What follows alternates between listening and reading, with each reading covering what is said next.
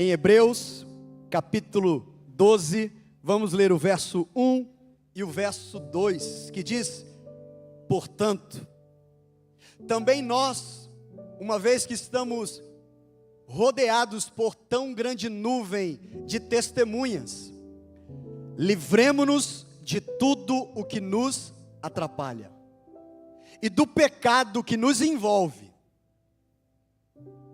e corramos com perseverança a corrida proposta para nós, tendo os olhos fitos em Jesus, autor e consumador da nossa fé. Amém. Pode se assentar, querido. Que privilégio e alegria poder ministrar nesse domingo de Santa Ceia, do mês de setembro, crendo que será um mês de vitória sobre a nossa cidade, sobre a nossa igreja, sobre o nosso país, sobre a sua vida, sobre a nossa família. O autor de Hebreus nos lembra que estamos cercados, ou na tradução que lemos, rodeados por uma grande nuvem de testemunhas. E esta nuvem de testemunhas são homens e mulheres que em seus dias se posicionaram diante de Deus e deixaram um legado de fé, porque decidiram correr a corrida, decidiram correr a carreira com perseverança, se livrando de tudo que os atrapalhava, do pecado que tentava os envolver, olhando, observando, focando em Jesus, que é o autor e consumador da nossa fé. E é justamente nisso que nós vamos refletir, que é o tema da mensagem de hoje. Quando alguém se posiciona diante de Deus, a história muda. Você pode dizer para alguém que está perto de você: quando alguém se posiciona diante de Deus, a história muda. O posicionamento de alguém diante do Senhor pode mudar a história, muda a história. Hoje é um dia de celebração para nós de Santa Ceia, em memória do sacrifício de Jesus, ao mesmo tempo que a nossa nação e nós celebramos o 7 de setembro. E quando pensamos em independência, pensamos em liberdade. Mas eu quero já, no início dessa mensagem, ou na introdução, lembrar que a palavra de Deus nos mostra que a verdadeira independência não está em proclamações políticas ou em tratados humanos, e sim no poder transformador de Jesus Cristo, que nos libertou do pecado e nos deu uma nova identidade, uma nova vida, um novo propósito.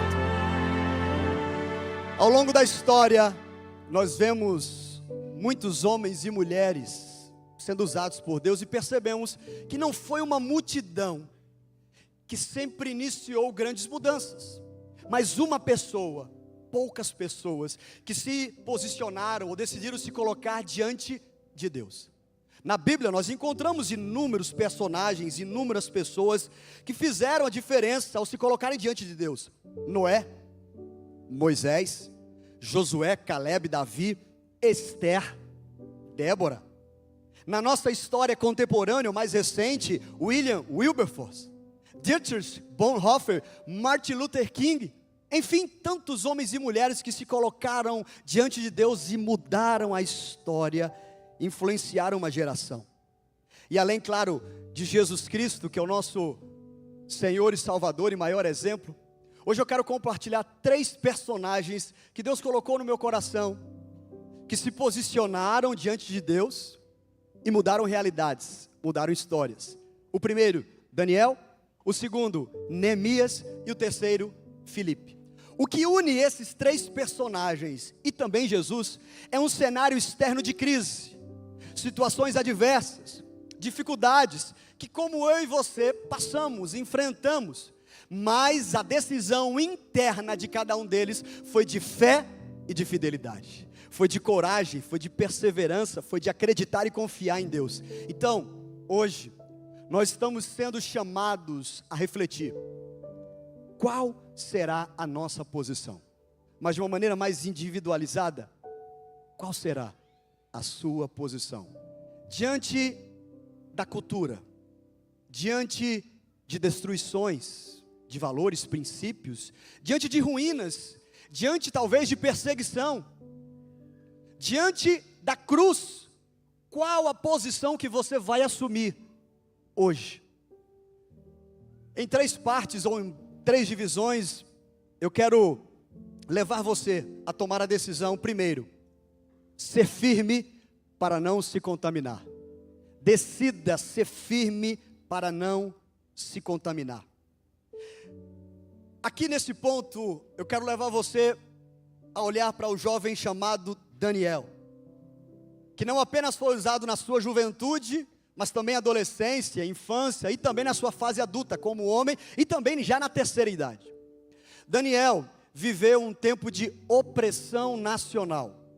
Um rei chamado Nabucodonosor, que governava a Babilônia, destruiu Jerusalém, onde Daniel morava, levando os utensílios do templo sagrado, levando os símbolos da fé do povo hebreu, e ainda tentou apagar a identidade espiritual de todos os jovens judeus, levando todos os jovens e adolescentes inteligentes de Jerusalém, que se destacava para a Babilônia, porque o plano era muito claro: vamos doutrinar, vamos seduzir e vamos mudar os nomes e também a cultura para apagar qualquer lembrança deles da fé e do Deus verdadeiro que eles têm. E interessante que mesmo jovem, longe da família, em outra cultura, Daniel tomou uma decisão antecipada, que está no capítulo 1, no verso 8, que diz: Daniel, porém, decidiu não se contaminar. Ele recebe um novo nome. Não chamavam ele de Daniel, que Daniel é uma expressão ao Deus de Israel. Chamavam ele de Beltsazar, e assim outros também, como Sadraque, Mesaque e Abdenego, que foram nomes dados na Babilônia, querendo levar eles a pensarem: vocês não são filhos de Deus, mas vocês são filhos de outros deuses, de ídolos, dos deuses da Babilônia. Mas mesmo com o nome trocado, vivendo em outra terra, aprendendo uma outra língua, Daniel não abriu mão da sua fé em Deus, do seu compromisso com o Senhor. Isso me ensina algo poderoso e que eu quero compartilhar com você. Você pode não escolher onde vai viver, mas você pode escolher como vai viver. Você pode não escolher onde vai nascer, mas você pode escolher como vai viver onde você nasceu. Hoje também enfrentamos uma Babilônia moderna, não só no Brasil, mas no mundo. A Babilônia está aí, a representação do mundo, de uma cultura pagã, de uma cultura contrária a Deus. São ideologias que querem redefinir a identidade de um homem e de uma mulher, de uma pessoa. São valores que tentam redefinir a identidade, redefinir a fé, numa tentativa de nos convencer de que pecado é normal, de que pureza é antiquada, e de que santidade é exagero, ou então legalismo. E Jesus resumiu essa essência desse posicionamento em Mateus capítulo 22, verso 37, que diz: ame o Senhor, o seu Deus, de todo o seu coração, de toda a sua alma e de todo o seu entendimento. Mateus capítulo 22, verso 37. Esse é o primeiro e maior mandamento. E Daniel nos mostra como significa viver na forma prática, no dia a dia, numa cultura babilônica, sabe, fora da igreja, no mundo. Como é amar a Deus sobre todas as coisas? É escolher honrar o nome do Senhor acima de qualquer vantagem, acima de qualquer prazer e acima de qualquer aceitação. Onde você estiver, com quem você estiver, escolher honrar o nome do Senhor. Antes de tudo, eu amo meu Deus. Antes de cometer, antes de fazer, antes de tentar, eu amo o Senhor e por isso eu não vou. Ele nos ensina que é possível sim viver em meio à cultura, mas não deixar que a cultura entre dentro de nós. E como é difícil, mas Daniel é um grande exemplo disso. Eu quero ilustrar para você como um barco. O barco foi feito para estar no mar, para estar no rio, para estar na água. Mas se a água do mar, se a água do rio entrar no barco, ele começa a afundar. Nós vivemos no mundo, mas nós não podemos deixar que o mundo entre e viva dentro de nós. Sabe, muitas quedas acontecem porque nós não decidimos antecipadamente. Queremos resolver no calor da tentação. E aí, pode ser tarde demais. Imagine, um homem certa vez decidiu adotar um filhote de um leão. Ele achava que, por ser ele pequenino, não haveria perigo. Ele alimentava, brincava e até se gabava, dizendo para os seus amigos: ele é manso, eu controlo, eu alimento, eu peguei ele desde pequeno. Mas aquele leãozinho cresceu. Um dia, já adulto, grande e desesperado, o animal atacou. O que parecia um brinquedo se tornou uma fera mortal. Assim é o pecado. Quando está no começo, quando está no início, parece pequeno, controlável, quase que inofensivo, mas se você não resistir e não eliminar desde cedo, vai crescer e vai ter poder de destruir você, a sua vida, a sua relação com Deus, com as pessoas. Por isso decida não se contaminar, não brincar com o pecado. O que você não mata quando é pequeno, um dia pode se voltar contra você. Daniel não brincou com o pecado. Ele decidiu antes, o que parecia pequeno e até aceitável. Sabe o que é? Se você continuar lendo o verso 8, sentar à mesa do rei e comer as comidas e bebidas do rei. Mas ele entendeu que aquela pequena concessão, que aquele pequeno ambiente, pequeno não, mas que aquele ambiente, que aquela comida, que as pessoas que estariam ali, levariam ele talvez a uns pensamentos que ele não poderia ter. Ele sabia que pequenas concessões podiam se tornar grandes derrotas. Eu posso lembrar de momentos que vivi em diferentes situações. Quando passei pelo período da juventude, entrei na faculdade, na universidade, e precisei tomar uma decisão de não me afastar da igreja, dos meus amigos da igreja, de não me deixar levar pelos amigos da universidade, pelos programas, pela ideologia que lá era apresentava, e aos poucos ir me distanciando de Deus, e até mergulhar no pecado. Foi uma decisão, dia a dia. Anos depois, recentemente, quando decidi, ou estive envolvido em um trabalho diretamente ligado à política, precisei também tomar uma decisão. Não vou me contaminar. Não vou me deixar levar com a corrupção nos bastidores. Não é porque todos fazem, não é porque pastores estão fazendo o que eu preciso fazer. E cada uma dessas fases, Deus me deu uma graça para permanecer firme. Colocou pessoas ao meu lado, inclusive, essa primeira parte foi uma das partes que eu preguei durante todo 2022. Antes de qualquer voto, eu e a equipe que estava, e tinha muitos irmãos aqui, íamos pregar. O que mais fazia era pregar, e era a mensagem: eles não abriram mão da santidade, da fé e da oração. Falando de Daniel, Sadraque, Mesaque e Abednego. Não importa se jogado numa cova dos leões, eu vou continuar orando. Não importa se tem uma fornalha, eu vou continuar dentro dizendo: Senhor é o Senhor. E não importa o que diz, eu vou manter a minha vida santa. O apóstolo Paulo nos lembra em Romanos, dizendo o seguinte no capítulo 6, verso 12: não permitam que o pecado reine em seu corpo mortal, fazendo com que vocês obedeçam às suas paixões. Ele está falando do apóstolo Paulo, que foi no terceiro nível, escreveu boa parte do Novo Testamento, mas dando alerta para nós. E a verdade, nesse ponto, ser firme é resistir às pequenas concessões de hoje, antes que elas se tornem grandes derrotas amanhã. É dizer não ao pequeno desejo hoje, que amanhã vai se tornar um grande pecado, e vai me destruir. Vai destruir o meu casamento, vai destruir o meu chamado, vai destruir a minha relação com Deus. E hoje na ceia, nós lembramos e olhamos para aquele chamado Jesus Cristo, que não se contaminou com o pecado, que foi tentado de todas as formas, inclusive pelo diabo, numa situação vulnerável, mas permaneceu firme até o fim. Ele é o nosso maior exemplo de firmeza. Mas como eu disse sobre Daniel, ele não foi usado durante um tempo só. Daniel perseverou, Daniel prosperou por pelo menos 3 reinados diferentes. Ele não foi apenas fiel em um episódio, mas durante toda a sua vida, atravessando pelo menos 3 reinados. Quase 4 reis ele alcançou.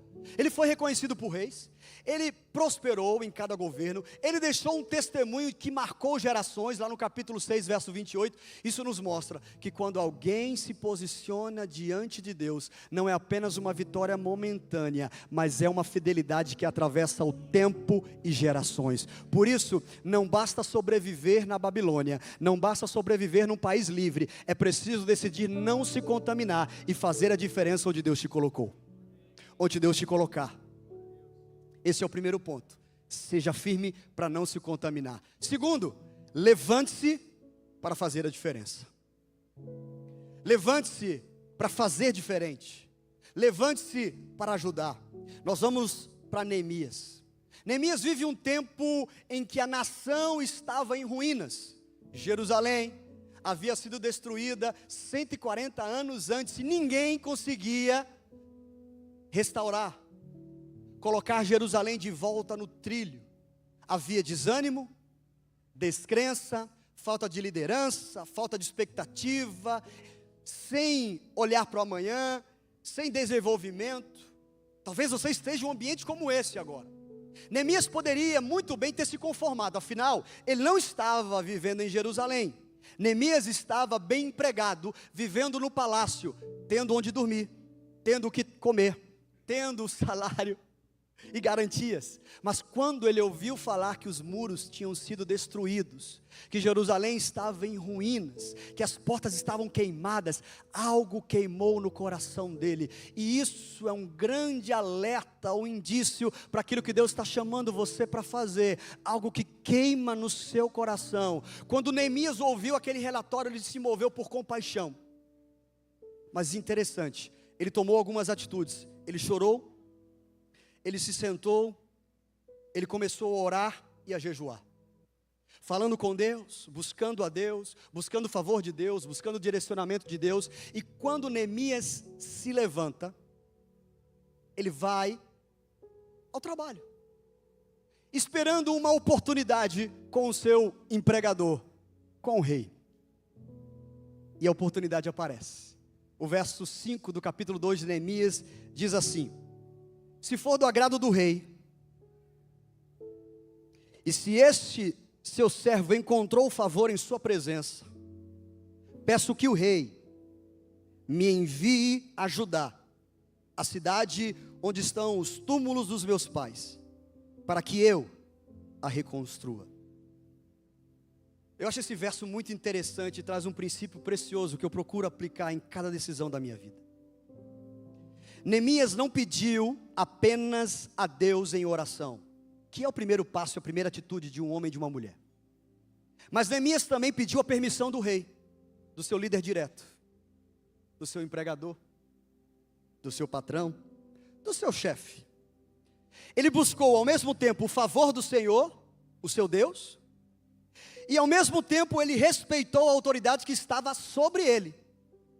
Isso nos ensina que não basta nós termos apenas boas intenções, querermos realizar algo grandioso. É preciso, primeiro, buscar a direção de Deus, o tempo de Deus, mas também honrar os líderes que Ele colocou em nossa vida, as autoridades que Ele colocou em minha vida. E muitas pessoas se perdem em nome de fazer o bem, atropelando processos, desrespeitando pessoas e ignorando autoridades. Seja dentro da igreja, no poder público, na empresa, em todos os lugares, na família. Neemias nos mostra o caminho certo: submissão a Deus e respeito às autoridades humanas. Foi assim que ele não apenas conquistou o aval do céu, o favor do Senhor, mas também a permissão e todo o recurso da terra para realizar o projeto que Deus tinha dado para ele. Assim também deve ser a nossa atitude. Tiago vai escrever lá no Novo Testamento, que é um alerta para mim e para você, crentes. Assim também a fé, por si só, se não é acompanhada de obras, está morta.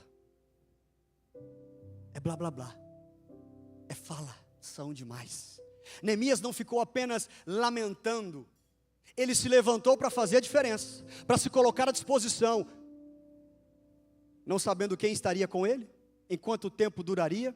Mas aqui está outro segredo: há pessoas que passam a vida reclamando dos problemas do país, da família, da igreja, mas não se levantam para fazer a diferença. Neemias nos mostra que o posicionamento diante de Deus gera uma ação prática, diante de Deus e dos homens. Sabe, Neemias não tinha nenhum título religioso, Neemias não tinha nenhum título importante, mas ele tinha fé e paixão, coragem. Eu quero dizer para você, não são os teus recursos que impressionam Deus, mas um coração disponível. É a fé. Deus não precisa de pessoas extraordinárias para fazer coisas extraordinárias. Deus usa pessoas comuns para fazer coisas extraordinárias, porque a glória é dele. Deus ainda levanta professores, Deus ainda levanta empresários, Deus ainda levanta mecânicos, Deus ainda levanta domésticos, Deus ainda levanta pessoas que não têm instrução acadêmica, Deus ainda levanta homens, mulheres, crianças, adolescentes para fazerem a diferença na geração, restaurando ministérios, ajudando os necessitados, ajudando os pobres, cuidando dos órfãos, socorrendo os doentes, proclamando o evangelho. Deus usa pessoas que se colocam à disposição dele. Aleluia!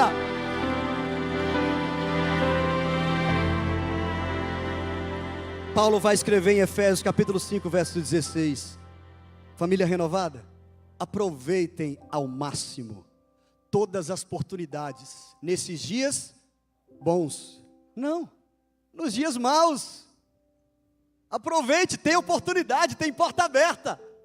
E Neemias entendeu isso. Ele não desperdiçou seu tempo de oração, muito menos seu tempo de jejum. Quando a oportunidade diante do rei chegou, ele estava pronto.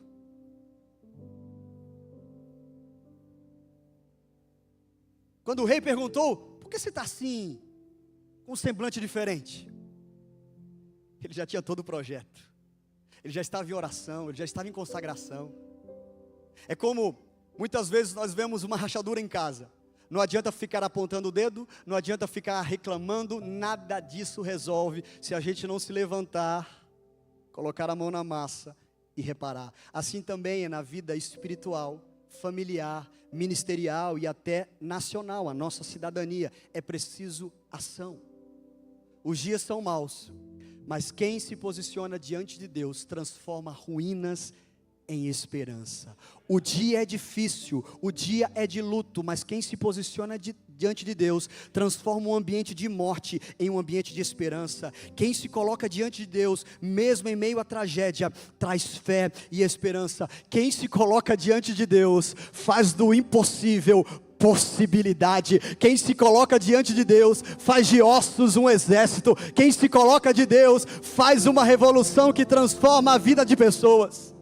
Na ceia, nós podemos lembrar e olhar para aquele que não apenas chorou por Jerusalém, que lamentou pelas pessoas, mas daquele que se entregou, que se humilhou, que deu a própria vida, que desceu ao mais baixo nível, para que hoje pudéssemos ter reconciliação com Deus, para restaurar a nossa vida com o Pai, para restaurar e nos dar esperança, para nos dar uma vida abundante. A diferença não começa no título, mas no coração disposto a levantar diante de Deus. A diferença não começa na conta bancária. A diferença não começa no currículo, a diferença não começa no sobrenome, a diferença começa no coração disponível diante de Deus. E sabe qual foi o resultado para Neemias e Jerusalém? 52 dias, os muros de Jerusalém foram reconstruídos. Capítulo 6, verso 15. O que estava destruído por quase 140 anos, em menos de 2 meses, foi restaurado, porque um homem decidiu se levantar com fé, respeito e coragem. Por isso, quando alguém se posiciona diante de Deus, o que parecia impossível se torna realidade. O que é impossível para você é possível para Deus. O que é distante para você está a 1 segundo do nosso Criador. Pode demorar 10, 15, 20 anos para mim ou para você, mas para Deus é num instante. Ele vai dar graça e força para você sustentar o processo e aguentar até a promessa se concretizar. Terceiro e último, anuncie Cristo onde você estiver. Anuncie Cristo onde você for. Anuncie Cristo com quem você estiver. E o terceiro personagem é Filipe. E o contexto é: após a morte de um homem de Deus chamado Estevão, a igreja sofre e está vivendo uma perseguição feroz, cruel. Muitos poderiam ter desistido, se calado, se escondido, fugido, tentando preservar e cuidar da sua própria vida. Mas Filipe, mesmo fugindo da sua cidade ou do local que ele estava, ele leva consigo a chama do Espírito Santo do Evangelho. E o verso 5 do capítulo 8 de Atos diz assim: Filipe foi à cidade de Samaria e anunciava Cristo ao povo dali. Recentemente os jovens foram para Alagoas e Pernambuco fazer missões. Foram enviados, abençoados, comissionados. Foi algo maravilhoso. Mas Filipe aqui, ele não está sendo enviado por alguém. Ele não tem nenhuma refeição garantida. Ele está fugindo para não ser perseguido, para não ser preso e nem morto. Mas ele não chega nesse novo local, Samaria, com reclamação, com murmuração, com queixo, com palavra negativa de derrota, dizendo: lá deu errado, eu estou aqui. Mas ele chega com uma palavra, com mensagem. Ele não chega com desânimo, ele chega com fé. Sabe qual é o resultado? A Bíblia diz, versos 6, 7 e 8 de Atos capítulo 8, acompanhe. As multidões unânimes davam atenção às coisas que Filipe dizia, ouvindo-as e vendo os sinais que ele fazia. Pois os espíritos imundos, gritando em alta voz, saíam de muitos que estavam possuídos por eles. Muitos paralíticos e coxos foram curados, e houve grande alegria naquela cidade. Isso revela para mim e para você: a crise não nos paralisa, ela apenas nos redireciona no propósito que temos. A crise não é para fazer você desistir, o obstáculo não é para fazer você parar, é apenas para fazer você olhar para um novo lado, fazer algo novo, sabe, sair da caixinha, sair da zona de conforto, dar um passo de fé, sair do barco e começar a andar sobre as águas, ir para um novo nível de intimidade, ir para um novo nível de dependência, ir no novo nível de unção, ir no novo nível de capacitação, que não depende da sua força, mas da força do alto. Quantas vezes nós olhamos para a crise como derrota, quando a verdade é que na verdade essa crise é uma nova oportunidade, uma nova porta que Deus está me dando. Filipe não ficou olhando para a perseguição como um fim, mas ele olhou como o início de algo maior. Ei, não olhe para esse momento como um fim, olhe para esse momento como um novo tempo de Deus na sua vida. E aí Jesus completa aquele maior mandamento que nós lemos, capítulo 22, verso 37. Ele vem agora no verso 39 e diz: e o segundo, qual é o primeiro? Amar a Deus. Amar a Deus. O segundo, amar o próximo. Ame o seu próximo como você ama a si mesmo. Essa foi a atitude de Filipe. Em vez de pensar somente em si, e tinha todo o direito, fugindo de uma perseguição, risco de ser preso, assassinado, não apenas pensando em sobreviver, ele prega o Evangelho. Não apenas em pagar o boleto do próximo mês, mas pensando em pagar o boleto do próximo mês e pregando o Evangelho. Não apenas enfrentando um câncer, mas enfrentando o câncer e pregando o Evangelho. Não apenas enfrentando a criação de uma nova empresa, de um novo trabalho, de uma nova porta, mas pregando o Evangelho. Não apenas tirando férias do trabalho e viajando, mas pregando o Evangelho no resort, na viagem, onde eu estou. Filipe demonstrou que ali era uma oportunidade de também amar as pessoas daquela cidade, com a mensagem da salvação. A mensagem que transforma, não está em Aristóteles, não está em Platão, não está em bons livros de bons autores. A palavra de salvação está no poder do Evangelho. O amor ao próximo se revela quando você escolhe ser resposta de Deus para alguém. Você demonstra amor a uma pessoa, mais do que falar para ela que ama ela, quando você é resposta de Deus para ela, pregando o Evangelho, orando, ajudando, dizendo palavras de afirmação, de encorajamento, de amor, servindo, enfim, de alguma forma. E o apóstolo Paulo vai dizer para nós, Romanos capítulo 1, verso 16, eu não me envergonho do Evangelho, porque é o poder de Deus para a salvação de todo aquele que crê.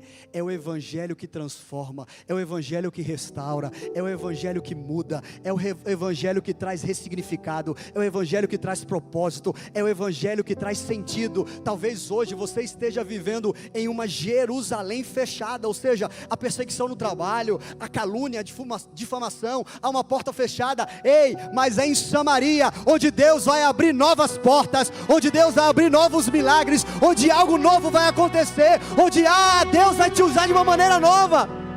Quantas empresas não nasceram da crise? Porque empresários, pessoas precisaram se reinventar, fazer algo novo, algo que não existia, que não era usado ainda. Quantos ministérios não floresceram quando tudo parecia perdido? Pais que perderam filho, e hoje são pais que ajudam outros. Filhos que perderam pais, e hoje são filhos que ajudam outros filhos que perderam pais. Porque Deus sempre abre caminho onde não existe caminho. É Deus que faz brotar água em meio ao deserto. É Deus que faz o impossível acontecer. E eu quero que você creia e diga isso. O inimigo pode até pensar que ele te paralisou, o inimigo pode até pensar que te derrotou, mas a verdade é que Deus está te impulsionando e te soprando para um novo nível, para um novo tempo, para um novo chamado, para algo extraordinário. Na ceia, nós celebramos aquele que transformou a maior tragédia, chamada cruz, na maior alegria da história. Assim como em Samaria, o evangelho continua sendo a resposta que traz alegria às cidades, às famílias e às nações. E o resultado para Filipe, ou o seu posicionamento, foi tão grande, que aquilo repercutiu fora de Samaria. Os apóstolos Pedro e João, que não estavam em Samaria, estavam em outra missão, ouviram falar o que estava acontecendo e decidiram ir lá, confirmar e participar dessa grande obra, como diz Atos capítulo 8. Porque quando alguém se posiciona para anunciar o evangelho, quando alguém se posiciona para anunciar Cristo, o impacto não fica registrado apenas a uma vida ou talvez a uma cidade, mas torna um testemunho que alcança outros lugares, outras pessoas, outras famílias, outras realidades.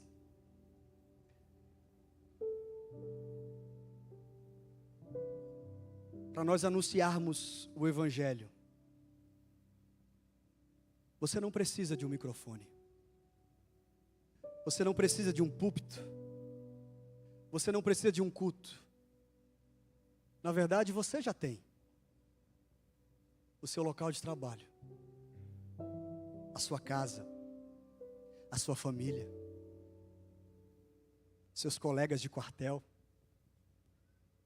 pessoas na rua, pessoas desconhecidas que do nada começam uma conversa com você e ali se torna um púlpito onde você pode pregar o evangelho para aquela pessoa. Onde quer que Deus te coloque, você pode ser um instrumento, um canal de transformação. Por isso, não fique esperando um púlpito para poder começar a pregar. Sua vida já é uma carta aberta e uma mensagem para que outras pessoas possam ver Cristo. A palavra de Deus, o próprio Jesus disse, nós somos sal e luz deste mundo. Salgar, temperar e também iluminar onde quer que você chegue. Qualquer posição que Deus te coloque, da mais alta ou a mais baixa, da maior a menor, saiba que você é o embaixador de Cristo para fazer a diferença naquele lugar. Enquanto preparava essa mensagem, me lembrei de uma experiência marcante que falou muito comigo quando eu fui visitar uma senhora que estava na UTI lutando contra o câncer, membro da nossa igreja, filhos da nossa igreja. E quando eu cheguei lá para visitá-la, ela já tinha anunciado Cristo para todas as colegas que estavam na sala. Na hora eu até pensei, facilitou o trabalho do pastor, não vou precisar nem pregar para as pessoas, já estão todas aqui abençoadas. Ela orou por elas, evangelizou aquelas mulheres, compartilhou, e muitas mulheres já tinham até saído de lá, tinham recebido alta. E sabe aquele momento que você vai para abençoar alguém, mas você é muito mais abençoado? Aquela mulher mostrou para mim, ela não precisou esperar sair da UTI para começar a evangelizar, falar do amor de Deus. Ela fez da UTI o seu púlpito. Isso é anunciar Cristo onde Deus te coloca, na posição elevada, na crise, na sala de UTI, no avião, enfim, onde você estiver.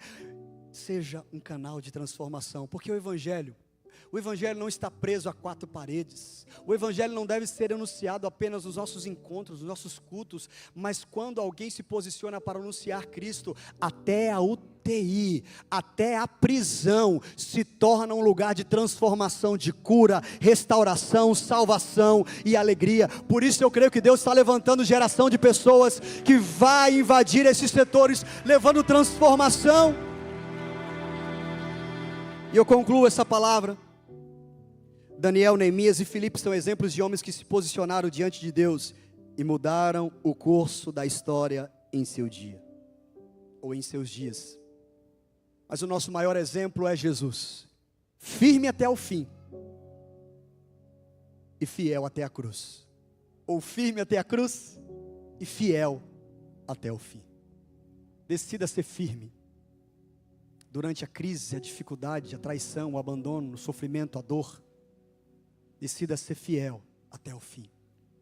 Jesus foi firme como Daniel, não se contaminou com o pecado, com todas as propostas que lhe foram oferecidas e tentações. Ele se levantou como Neemias e não apenas reconstruiu muros de uma nação ou de uma cidade, mas ele reconstruiu a nossa comunhão com o Pai Celestial. Nossa comunhão com o Pai.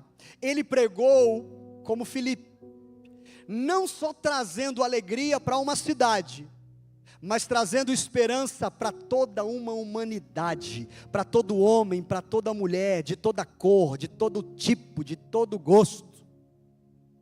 Jesus foi além, ele se posicionou até o fim, firme diante da cruz.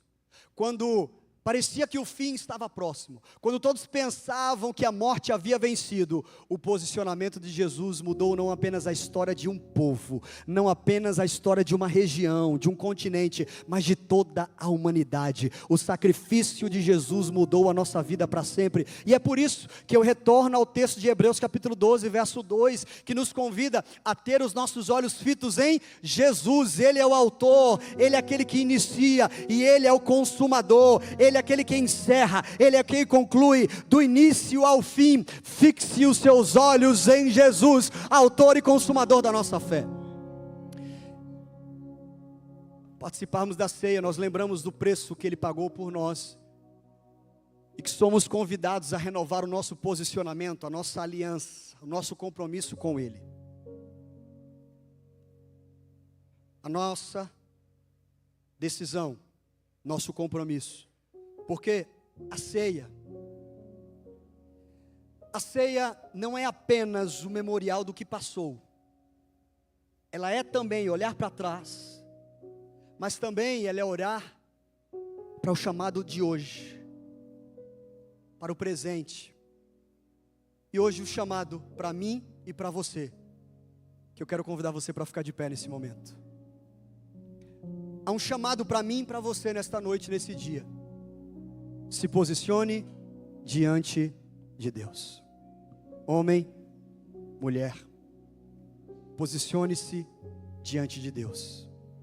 Porque um posicionamento diante de Deus pode mudar a história não apenas de uma pessoa, mas de muitas pessoas. Transforma não apenas a sua história, mas a história de toda a sua família e descendência. A história de outras famílias. O seu posicionamento diante de Deus transforma uma cidade, um estado, um país, transforma o mundo, porque o Evangelho é o poder de transformação. Decida se posicionar hoje diante de Deus.